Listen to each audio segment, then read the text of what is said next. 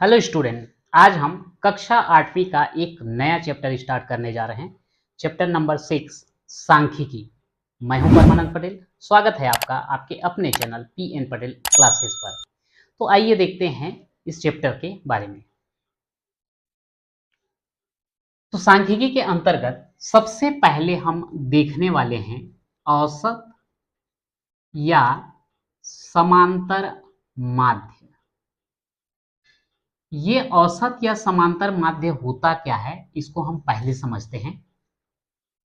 जैसे अगर हम कुछ उदाहरण के बारे में सोचें कि अगर कक्षा 8वीं के बच्चों का औसत ऊंचाई की बात करें, ऊंचाई या फिर उनके उम्र के बारे में बात करें, तो अगर हम कक्षा 8वीं के सभी विद्यार्थियों के जो उस कक्षा में पढ़ रहे हैं उनका जो है उम्र अगर हम देखें, कक्षा 8 के छात्रों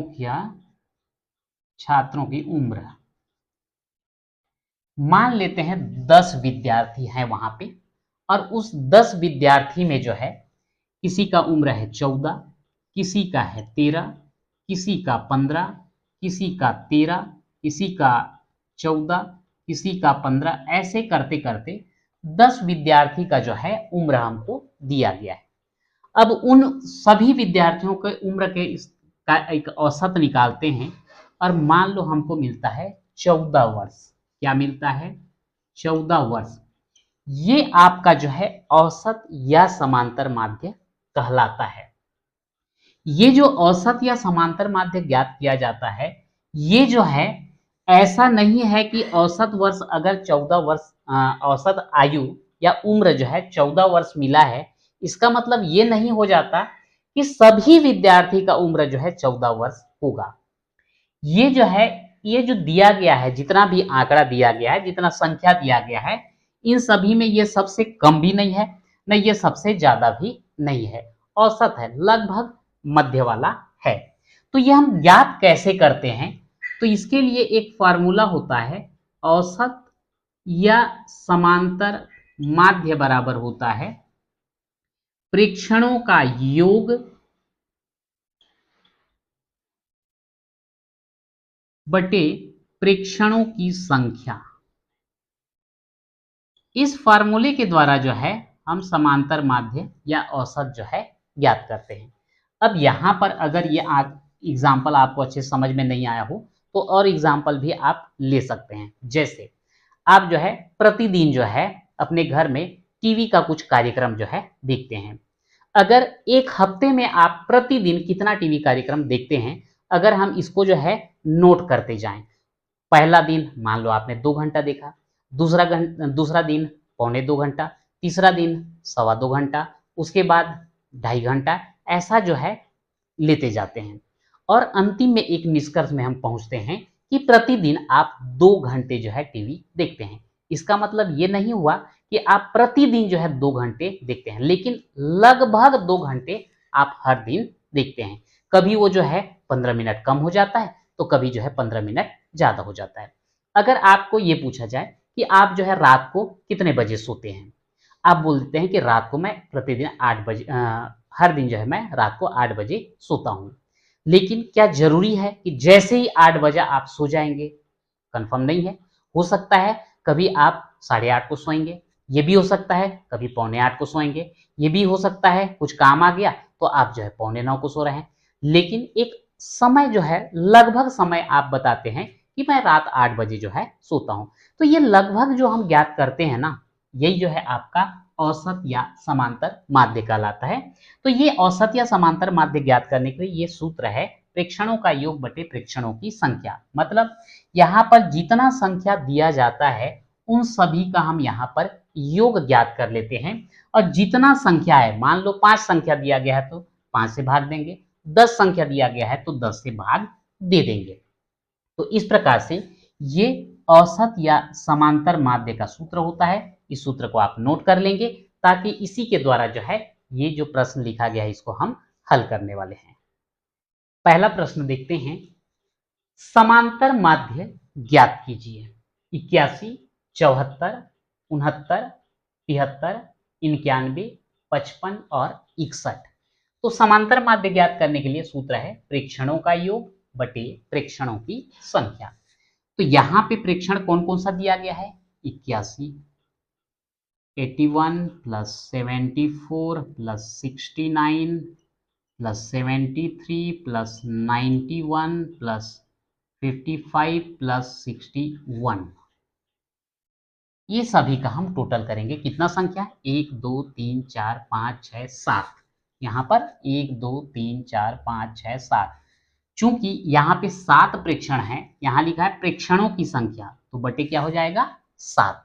अब ये सभी को जोड़ दीजिए, कितना आएगा, 1 और 4 हो जाएगा 5, 5 और 9 14, 14 और 3 17, 1 18, 18 और 5 हो जाएगा 23 और 1 24, 24 का 4 हासिल आया 2, 2 और 8 हो जाएगा 10, 7 17, 17 17 3 20, 3 23, 23 और 7 30, 30 30 30 9 39, 40 44, 44 और 6 हो जाएगा 50। ठीक है, ये हो गया 504 बटे कितना आ जाएगा 7। ये जो 504 है इसको हम 7 से भाग दे देंगे, 7 सत्ते 49, 50 में 49 घटाओगे 1, 4 को नीचे ले आओ, 7 दूनी 14, इस प्रकार से यहाँ पर हमको कितना प्राप्त हुआ 72, और ये जो है हमारा समांतर माध्य कहलाएगा। दूसरा प्रश्न देखते हैं, 50 से 70 तक की, यहाँ पर ध्यान रखेंगे 50 से 70 तक की सम संख्याओं का माध्य ज्ञात कीजिए। माध्य यानी कि समांतर माध्य। तो यहाँ पर 50 से 70 तक बोला गया है, यानी कि इसमें 50 भी शामिल होगा, 70 भी शामिल होगा, और उनके बीच में जितने भी सम संख्या हैं उन सभी का जो है हमको माध्य ज्ञात करना है।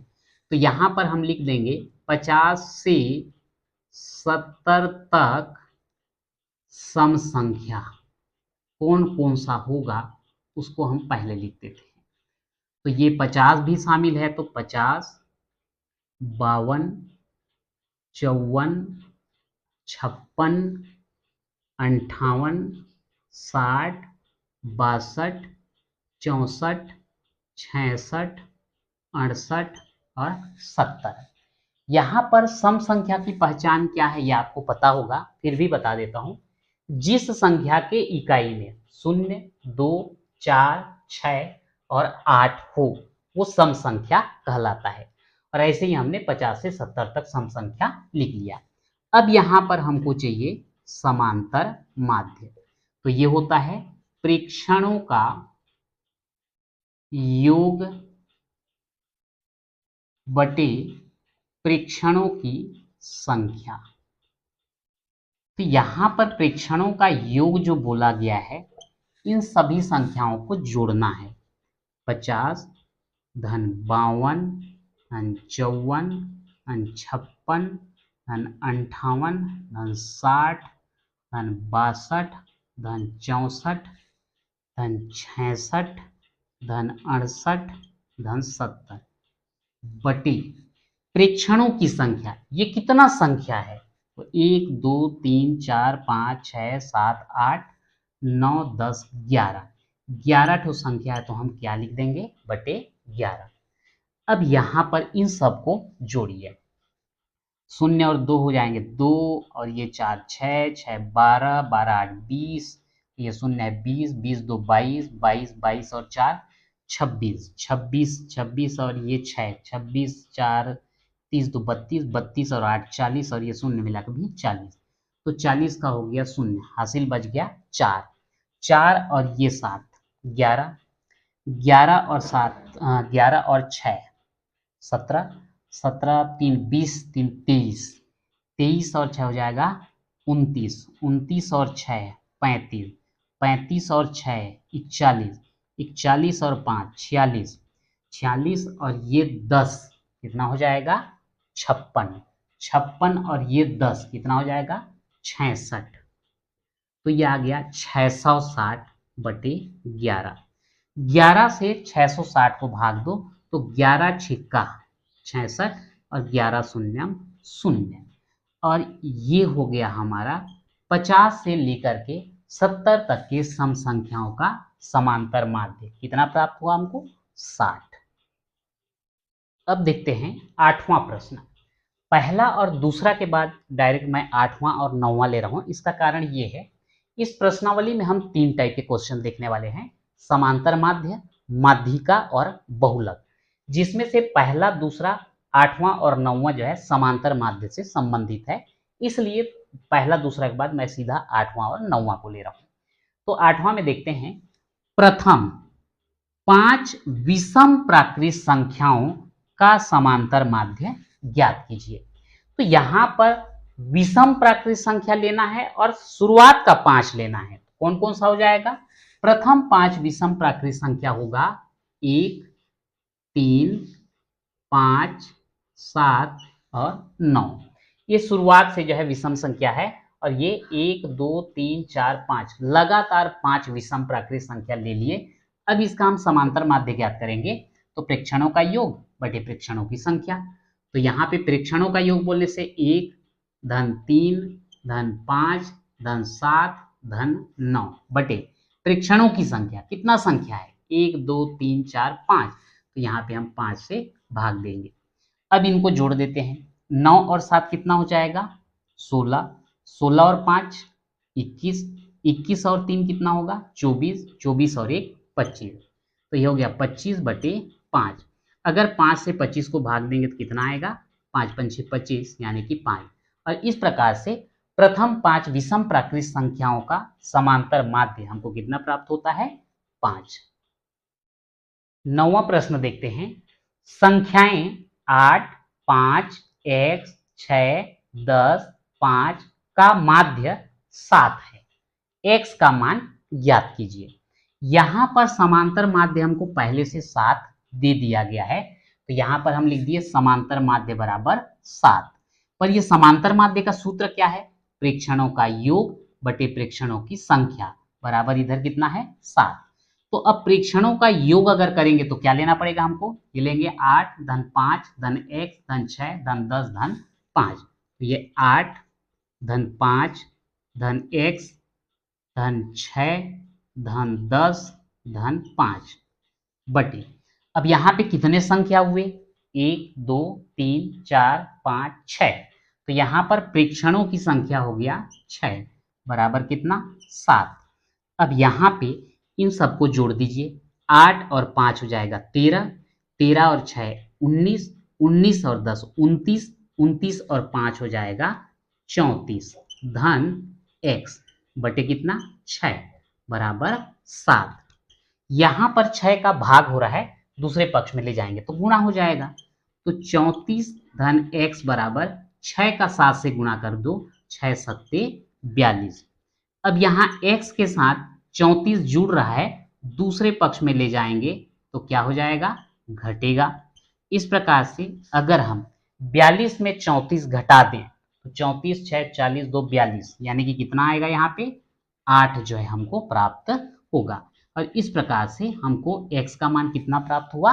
8। तो आज हमने जो है प्रश्नावली 6.1 में सांख्यिकी के अंतर्गत समांतर माध्य क्या होता है ये समझा और समांतर माध्य से संबंधित जो है प्रश्न हल किया। तो आज के वीडियो में इतना ही, मिलते हैं नेक्स्ट वीडियो में।